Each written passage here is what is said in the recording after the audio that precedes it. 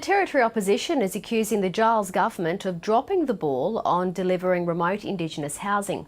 It's pointed out that only one new house has been built with money provided by the federal government in the last 20 months.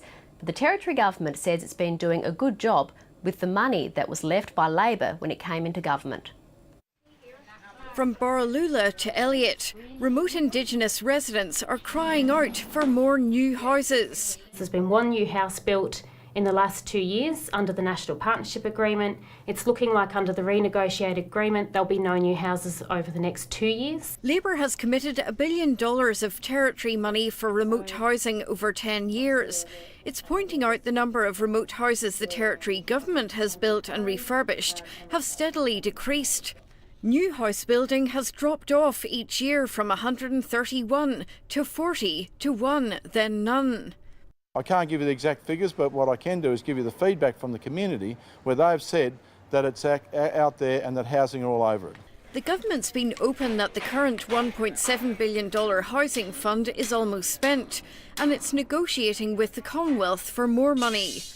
The country Liberals accuse the former Labor government of wasting much of the money on administration. What I've seen around housing policy in the CLP, particularly over the last year, has been a lot of blame of other people.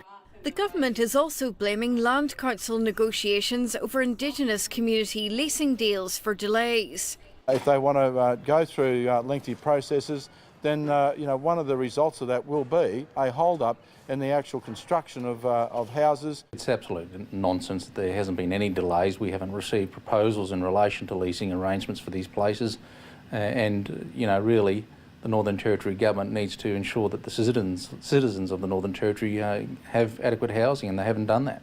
After decades of unfulfilled promises on improving Indigenous housing, both sides of politics are going to have an uphill battle convincing Bush electorates that this time they're really serious.